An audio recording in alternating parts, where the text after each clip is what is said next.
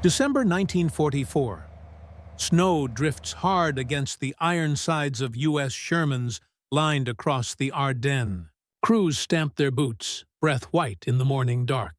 The engines cough, a slow grind, oil thickened by the cold, rubber hoses stiff as wood. A single failure could strand a column, expose a unit, cost a battle. Inside each tank, every seal, cable, and gasket is a small test of chemistry. In this war, the line between motion and immobility depends not only on armor and courage, but on the unseen science behind them. Thousands of miles away, in a New Jersey laboratory, a quiet black chemist signs his initials into a logbook. His formula, refined in secrecy amid wartime urgency, helps keep synthetic rubber flexible when the mercury drops. He will never see the battlefields his work sustains, but the tanks that move, the engines that hold, the convoys that reach the front, all trace, in part, to him. By 1942, the United States stood on the edge of paralysis. Japan's rapid expansion across the Pacific had cut off nearly all access to natural rubber. 90% of America's supply vanished overnight. From the tires of bombers to the seals inside tank engines, rubber was suddenly as precious as oil. Factories scrambled, scientists raced, and a massive, coordinated scientific war effort emerged under the Office of Scientific Research and Development, OSRD. Synthetic rubber, once a peacetime curiosity, became a national necessity. Every machine in the Allied arsenal, from the Red Ball Express trucks roaring across France to the Sherman tanks grinding through mud, relied on dependable materials that could endure heat, grit, and sub-zero cold. But beneath this vast industrial mobilization, the nation remained divided by race. While black soldiers trained in segregated units and ate in separate mess halls, black scientists and technicians fought their own quieter battle for inclusion. In 1941, President Franklin D. Roosevelt's executive order, A802, had established the Fair Employment Practice Committee, FEPC, a reluctant concession to mounting pressure from civil rights leaders and labor organizers. It prohibited racial discrimination in defense industries, at least on paper. Yet prejudice ran deep. Hiring barriers and tokenism were the norm in research laboratories and industrial plants. Still, the wartime need for skilled minds began to open narrow doors.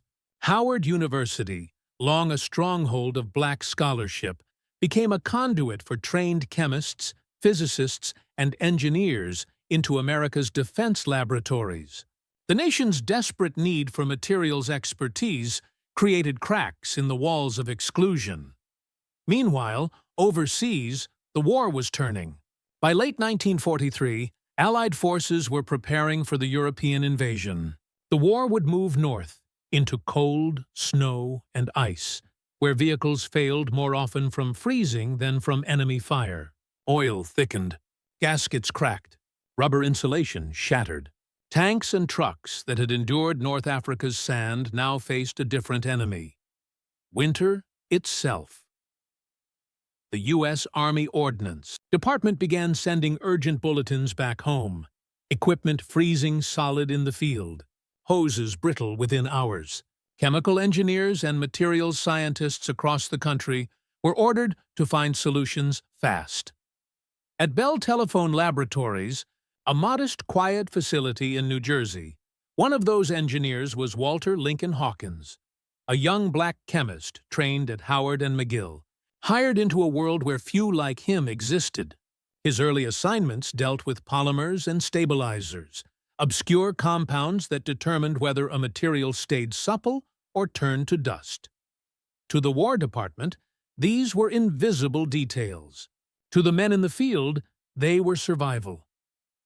By the winter of 1944, Hawkins and a handful of colleagues were experimenting with new synthetic formulations, the kind that could hold flexibility in temperatures far below freezing. His work, like that of countless others in the wartime labs, was never meant for fame. It was designed for function, under pressure, at speed. And while tanks rolled across Europe and the Arctic convoys pushed through storms to Murmansk, the unseen chemistry of synthetic rubber quietly decided their fate. From factories in Akron to laboratories in New Jersey, America's fight for mobility became a fight for molecular endurance, a race of science, waged in parallel with the war itself. Yet, for Black Americans, this contribution came with a paradox. They were called to defend a democracy that still denied them equality. They worked in segregated plants, ate in separate cafeterias, and wore badges that identified their race as much as their role. But through the FEPC's tenuous protections and their own brilliance, they began to prove that skill and intellect knew no color. As the Army's tanks shuddered through Belgium's snow, few would know the name Walter Lincoln Hawkins. But the reliability that kept those engines alive, the unseen pliancy of their seals, the endurance of their cables, bore his quiet signature. By 1943, the United States had turned its laboratories into a second front. The rubber crisis had given rise to a massive scientific coalition, a partnership between government, industry, and academia unlike anything before. Bell Laboratories, Firestone, Goodyear, DuPont, and Standard Oil were all enlisted under the Rubber Reserve Company to find substitutes for natural rubber that could survive the shock, heat, and bitter cold of global war.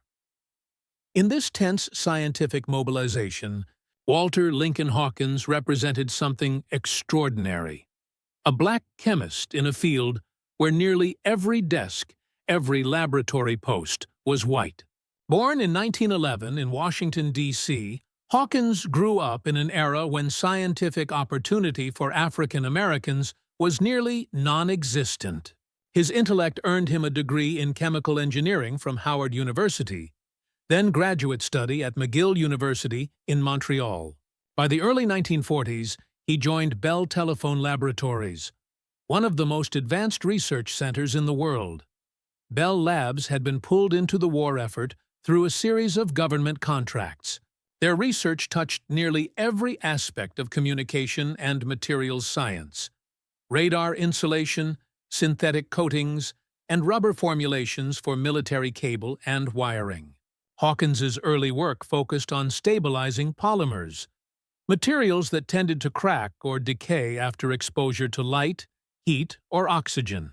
He was assigned to a small team exploring synthetic rubber's long-term reliability under extreme environmental stress. It was precise, unglamorous work, measuring flexibility, testing aging, recording failures. But in war, durability was everything. When sub-zero cold hit the European front, the smallest material weakness could stop an army. A brittle gasket could disable a transmission. A cracked cable could silence a radio. At the same time, America's segregated military and industries mirrored one another. The Double V campaign, Victory Abroad and Victory at Home, had taken hold across black newspapers like the Pittsburgh Courier and Chicago Defender. Editorials argued that the fight against fascism meant nothing if racism survived on American soil. The same spirit drove those inside laboratories and factories. For chemists like Hawkins, every successful experiment was also a quiet assertion of equality, proof that intellect and precision were colorblind, even if policy was not. Under the Fair Employment Practice Committee, FEPC, black professionals began appearing in select research facilities. Howard-trained engineers entered government bureaus. Chemists moved into chemical firms. Yet the obstacles were immense. Limited access to equipment, pay disparities, and constant skepticism from supervisors unaccustomed to integrated teams. Hawkins's calm determination, recorded by later colleagues, allowed him to navigate these barriers with quiet grace. In late 1943, Bell Labs chemists were testing rubber blends for Army ordnance. The problem was well known. Synthetic rubbers hardened in cold and softened in heat. Hawkins's group began experimenting with new stabilizers, chemical compounds that kept polymer chains flexible over time. The project's notes, later preserved in Bell Lab's wartime archives, show iterative testing, changing proportions, running cold box stress tests, measuring elasticity at 30 degrees. As Allied logistics surged toward the invasion of France, the urgency sharpened. Military engineers needed assurance that the vast fleets of trucks, jeeps, and tanks would survive Europe's winter. Reports from the Italian front had already described mechanical failures due to cold-stiffened hoses and brittle electrical cables. These failures were not matters of convenience. They risked lives and momentum. In early 1944, the improved polymer formulations Hawkins worked on, using new antioxidant stabilizers and resilient synthetic rubbers, were folded into manufacturing specifications through Bell's government contracts. Once approved by the War Production Board, those materials moved rapidly down the chain, to component suppliers, to assembly plants, and finally into the sprawling depots that maintained the vehicles of the U.S. Army. It was an invisible victory. No newspaper announced it. No parade marked its success. Yet, by late 1944, the reliability of critical rubber components in tanks and trucks had measurably improved. As the weather turned against the Allies in the Ardennes, those silent chemical adjustments, flexible seals, resilient cables, cold-resistant gaskets, kept engines running when steel itself began to seize. For Hawkins, the war years would mark the foundation of a lifelong career.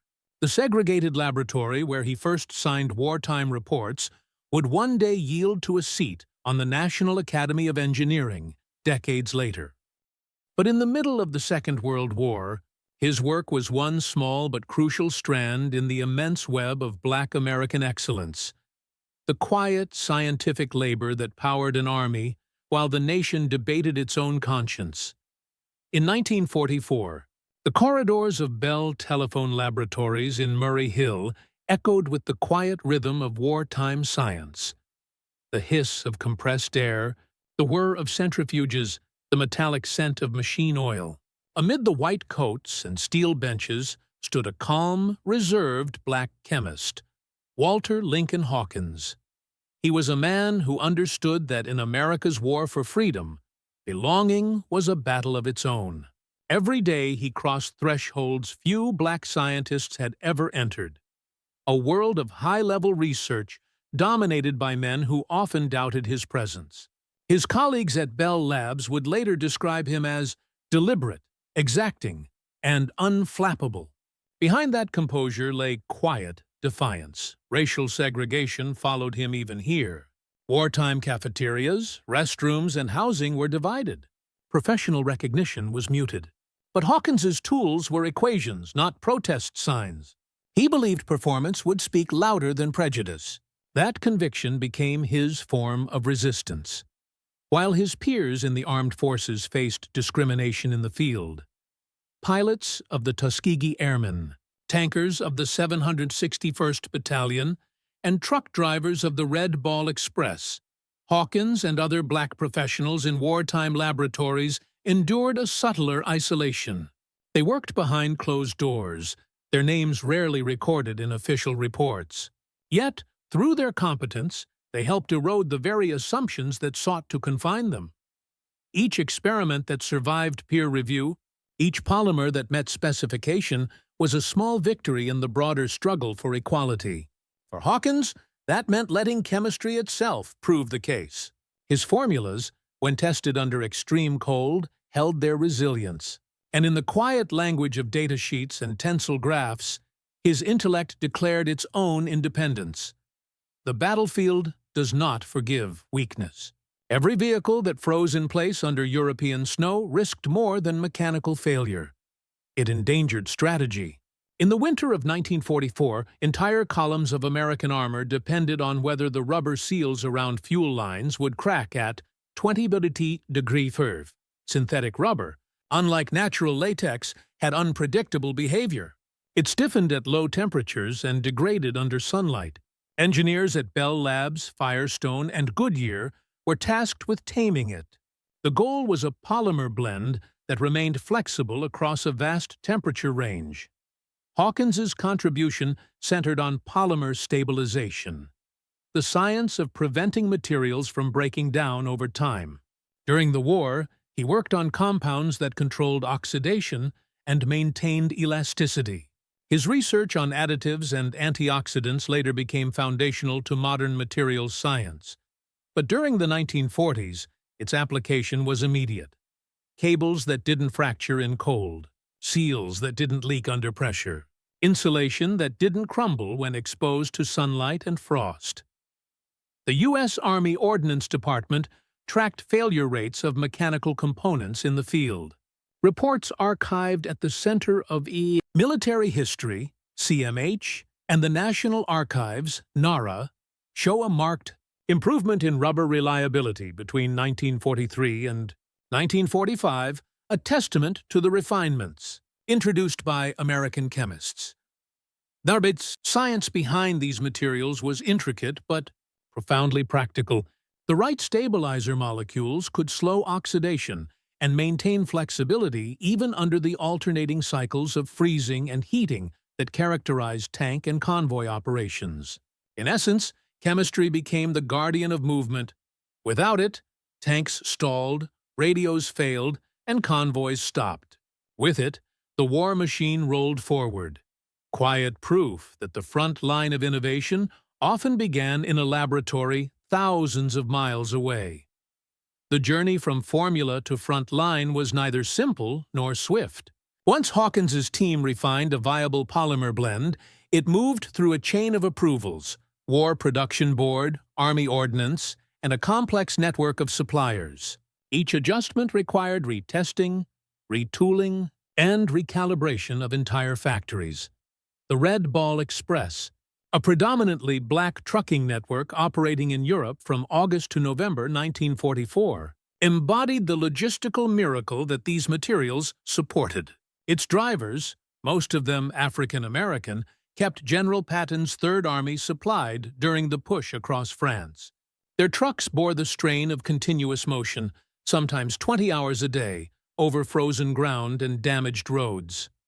When cold weather arrived, the resilience of synthetic rubber was tested at scale. The hoses that fed engines, the seals that kept fuel from leaking, and the insulation that shielded wiring all faced the European winter. Failures still occurred, but fewer than before. The improved formulations, folded into wartime production months earlier, began to show their worth. It was a victory without headlines. The drivers of the Red Ball Express never knew whose hands had helped make their vehicles endure the cold. They only knew that when temperatures fell and frost glazed the roads, their engines still turned over. In that continuity of motion lay the invisible bridge between Hawkins's laboratory bench and the front lines. A direct, unacknowledged thread of scientific black excellence sustaining the Allied advance. By early 1945, the winter was at its harshest, yet the Allied columns continued to move, their lifelines of fuel and ammunition unbroken. Behind that resilience stood thousands of engineers, technicians, and chemists, and among them, one quiet figure who had already rewritten what a black scientist could be in America's war for freedom. In December 1944, the German counteroffensive in the Ardennes turned the European front into a frozen labyrinth. Temperatures plunged below zero, engines stiffened and transmissions locked. American tank crews fought not only the enemy, but the cold itself. The 761st Tank Battalion, the first black armored unit to enter combat, advanced through Belgium and France under those brutal conditions. Their Shermans were expected to start each dawn, to respond instantly under fire. In diaries and after-action reports preserved by the U.S. Army Center of Military History, crewmen recorded the endless maintenance, draining oil, heating manifolds, checking lines for cracks. Every hour of movement was a contest between man, machine, and frost. By late winter, mechanics began to notice that certain replacement components, hoses, Gaskets, seals, were lasting longer, resisting brittleness. They did not know the reason.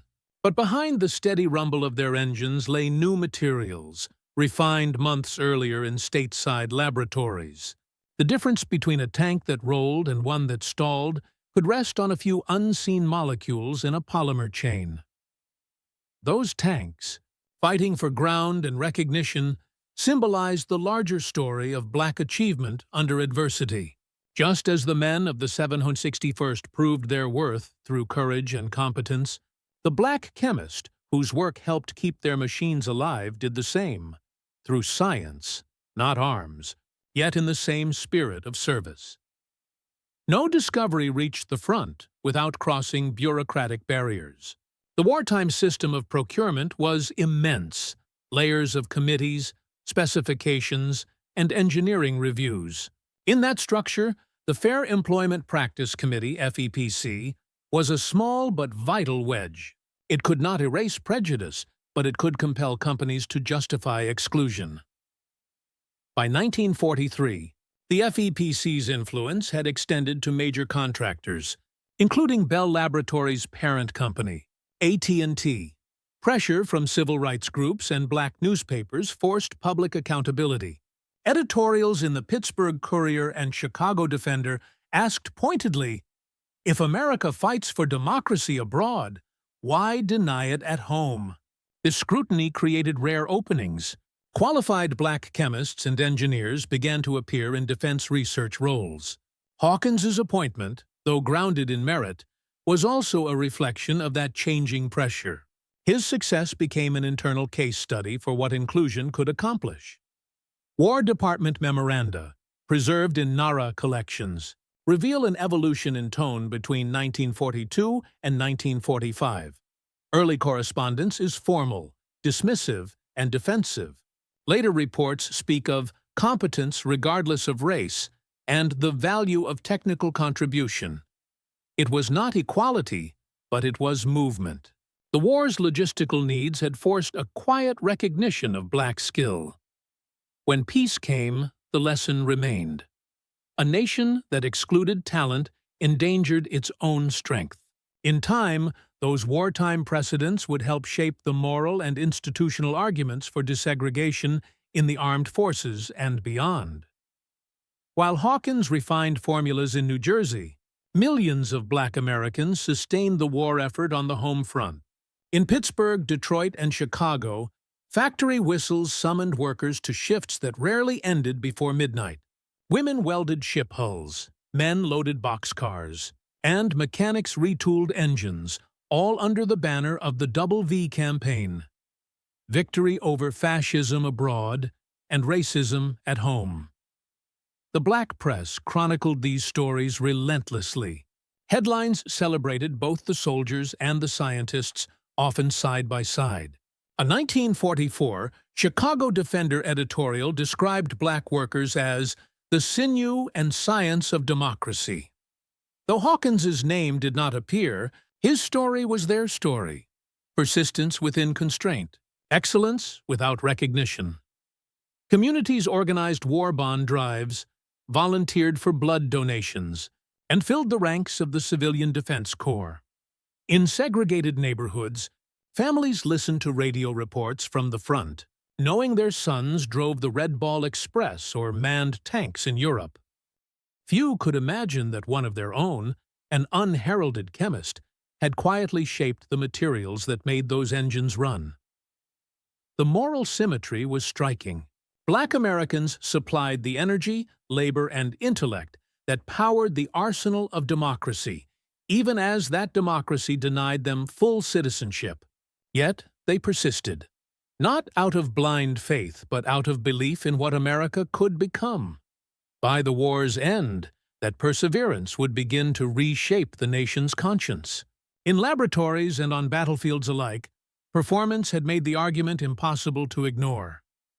As 1945 approached, snow still fell across the European front, and the Allied columns continued their slow, grinding push toward Germany. The science that made their motion possible had no color, yet the hands that refined it often worked in the shadow of prejudice. Walter Lincoln Hawkins stood among those whose brilliance would one day illuminate that truth. December 1944. Belgium. The European winter closed its grip on the Ardennes like a vice. Temperatures plunged to record lows. Snow muffled artillery fire, and steel froze to the touch. American tank engines, designed for mobility, fought the elements hour by hour. Oil thickened into sludge. Rubber hoses fractured like glass. Field mechanics worked through the night, heating engines with fires built from broken crates. Among the armored columns battling the cold was the 761st Tank Battalion, the first black tank unit ever deployed in U.S. Army combat. Nicknamed the Black Panthers, they had already endured the skepticism of their own countrymen and the exhaustion of continuous combat. But now, as the Battle of the Bulge began, their machines faced the same relentless test. In the small hours before dawn, the forest echoed with the clatter of wrenches and the roar of idling engines. Crewmen cursed at valves that refused to turn, at frozen oil filters, at seals that crumbled in their hands. Somewhere, deep in the supply chain, new parts had been issued. Cables with improved insulation, gaskets that resisted frost. The difference was subtle, but life-saving.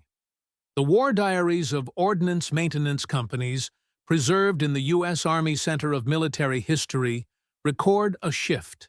Between November 1944 and February 1945, failure reports for cold-weather rubber components dropped by nearly a third. Army engineers attributed the improvement to new synthetic stock blends approved earlier that year. The specifications trace back to wartime research from industrial laboratories, among them Bell Telephone Laboratories, where Walter Lincoln Hawkins had quietly perfected those resilient polymers. He was 33 years old. His laboratory had no windows to the war he was helping to win. Yet, the chemistry he shaped under fluorescent light in New Jersey now pulsed through convoys across Europe. Each tank that started on the first try, each radio that stayed connected through the frost, carried a fragment of his intellect. At that moment, December 1944, science and struggle converged. For Hawkins, and for every black American contributing to the Allied fight, performance had become protest. The proof of worth lay not in words but in results that could not be denied. Inside Bell Labs, testing continued even as the war reached its peak. Technicians cycled samples through chambers of freezing air and ultraviolet light, simulating the extremes of combat. The material that Hawkins's group refined held its elasticity. The new polymer resisted both cold and oxidation. A few months later, it would form the basis of more durable wartime insulation, the kind used in field communication lines, tank wiring, and later naval applications. None of this work bore Hawkins's name in the official war summaries. The War Department did not record the race of its scientists. It recorded results. But in that anonymity lay both tragedy and triumph. His formula had entered the bloodstream of the Allied war machine, silent, unseen, indispensable. For the men of the 761st, whose tanks advanced through the Ardennes snow, that science meant momentum. When a tank engine caught instead of freezing, when a radio circuit held instead of shorting, their fight continued. Their courage was amplified by chemistry, their endurance extended by unseen hands.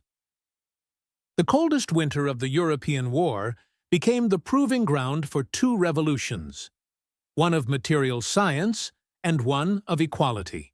Both moved forward under pressure, advancing one fraction at a time. January 1945. The snow no longer fell softly. It came in sheets that buried men and machines alike. Allied convoys crawled eastward through the ruins of Belgium and Luxembourg. Their supply lines stretched thin, their vehicles pushed to their limits.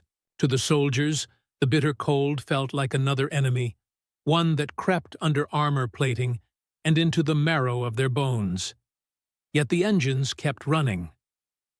In the maintenance yards of the Third Army, quartermasters noted something unusual: a new batch of components, recently arrived from stateside depots, held up better than any before. Rubber couplings stayed flexible, cable insulation no longer shattered. Seals that had once failed after days of frost endured for weeks. The cause was not a mystery to the engineers who had read the latest ordnance technical bulletins. It was chemistry. A new class of synthetic rubber, stabilized by antioxidant compounds, had entered the field. Those stabilizers, refined in part by Walter Lincoln Hawkins and his colleagues, had been tested under controlled extremes at Bell Telephone Laboratories. Their task was simple, but critical. Stop polymers from breaking down. Keep elasticity when temperatures plunged. The technical papers would later describe the mechanism in abstract terms, but its meaning was far from abstract to the men in uniform. It meant engines that started before dawn, communication lines that transmitted in blizzards, and tanks that could roll when ice threatened to seize their treads. The 761st Tank Battalion pushed forward through the Ardennes, supporting Patton's advance toward Bastogne. Their Shermans clawed through ice and mud, engines roaring, steel shuddering in the cold. Inside the cramped hulls, men fought fatigue and frostbite, their gloves stiff with oil and condensation. But the machines, patched, battered, scarred, did not fail them. Our tanks kept going when the weather tried to stop everything else.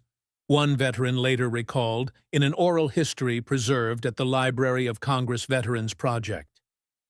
"We didn't think about who made the parts. We just knew they worked." Back in New Jersey, Hawkins read the latest government specifications with quiet satisfaction. His team's materials had been accepted for wide-scale production. There was no press release, no ceremony. In the segregated America of 1945, recognition was rare.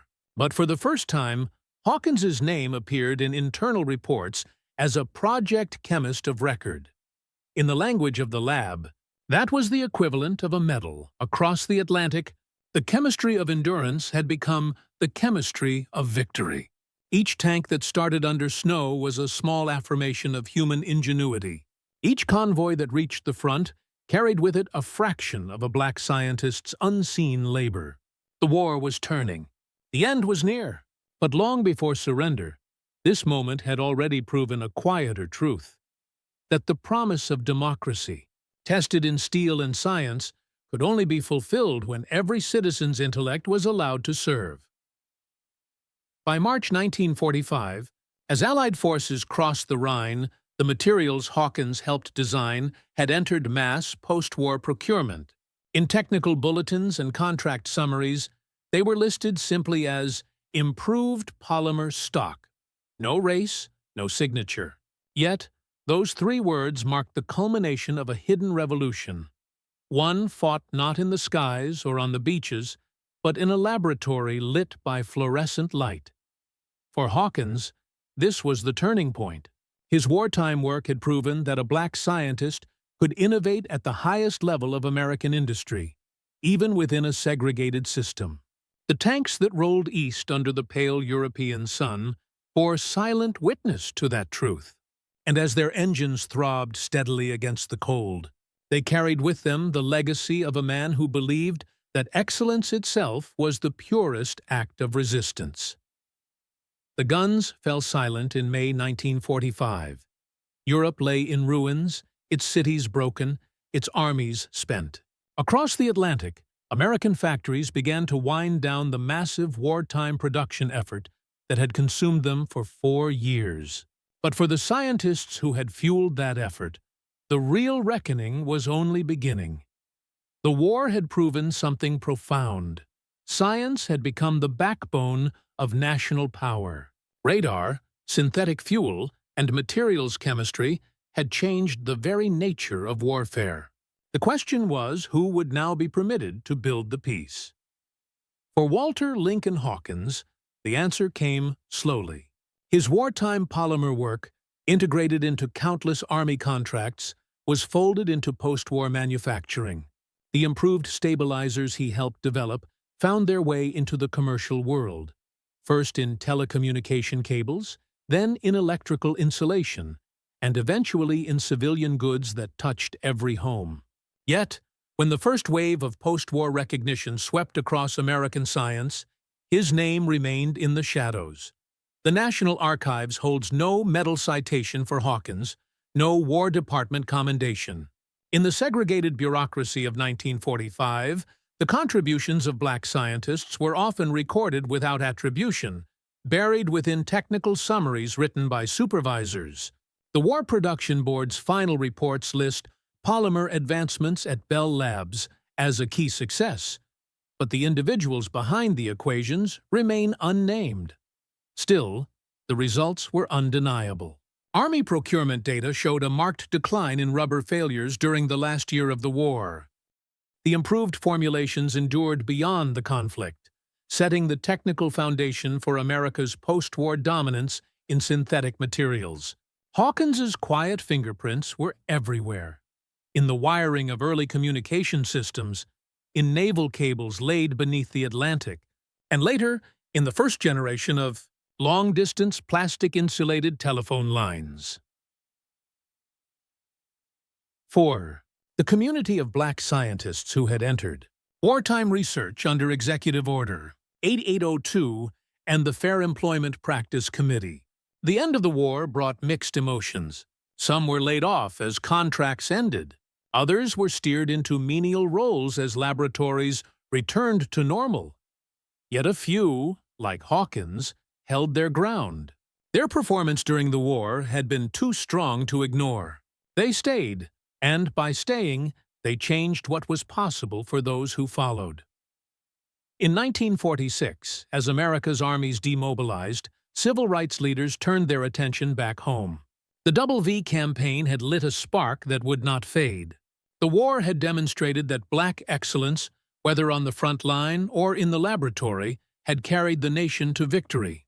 The hypocrisy of segregation was laid bare. The next battle, against inequality itself, had begun. Bell Laboratories retained Hawkins, assigning him to peacetime research on polymer longevity. The lessons learned from cold-resistant wartime rubbers directly informed his next breakthrough: the development of a long-life plastic for telephone cables.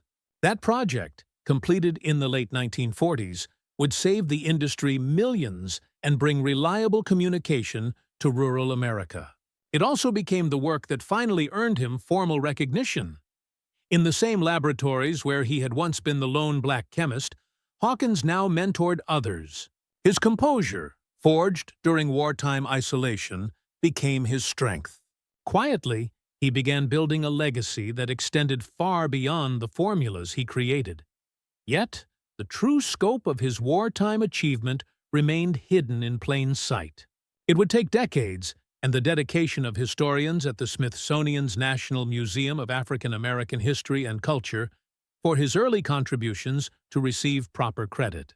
What had begun as an urgent wartime response to freezing engines would eventually stand as one of the earliest examples of a black scientist shaping modern materials science. The war was over, but the work of recognition had only just begun. In the years that followed, the quiet revolution begun in wartime laboratories began to ripple outward. The men and women who had worked in obscurity, chemists, engineers, mathematicians, found themselves at the dawn of a new struggle: the fight for recognition and opportunity in the very nation they had helped secure. The Fair Employment Practice Committee, SATIM FEPC, though dissolved in 1946, had set a precedent. The wartime argument for equal participation in industry had become a moral anchor for the emerging civil rights movement. The logic was simple but irrefutable. If black Americans were skilled enough to design the materials that won the war, they were skilled enough to participate fully in the peace. For Walter Lincoln Hawkins, the post-war decades would bring quiet vindication. His continued research at Bell Labs led to the polyethylene cable coating that revolutionized telecommunications, a direct descendant of the stabilizer chemistry he refined during the war. The technology extended cable lifespans from a few years to more than 40, making rural and international communication possible on a scale previously unimaginable. In 1975, he became the first black engineer elected to the National Academy of Engineering, and in 1992, the National Medal of Technology recognized his lifetime of achievement. Yet, through all his accolades, Hawkins remained reflective about the war that had shaped him. He rarely spoke of the discrimination he endured, preferring instead to highlight the scientific principles he loved. In interviews recorded later in life, he credited the discipline of the laboratory, the demand for precision, patience, and integrity as his moral compass during segregation. "The molecules," he once said, "don't know who you are." While he advanced science, others built upon the social foundations the war had laid.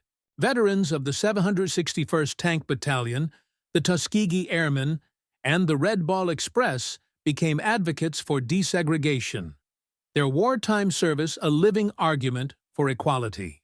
Their stories, echoed in the pages of the Pittsburgh Courier and Chicago Defender, carried the same spirit that had guided Hawkins in the lab: proof through performance. In 1948, President Harry S. Truman's Executive Order 9981 officially desegregated the U.S. Armed Forces, citing the equality of treatment and opportunity for all persons in the armed services. Though the order did not extend to private industry, it was a symbolic continuation of what the wartime generation had begun. Every contribution, from the pilots in Italy to the chemists in New Jersey, had eroded the illusion of racial inferiority through undeniable achievement.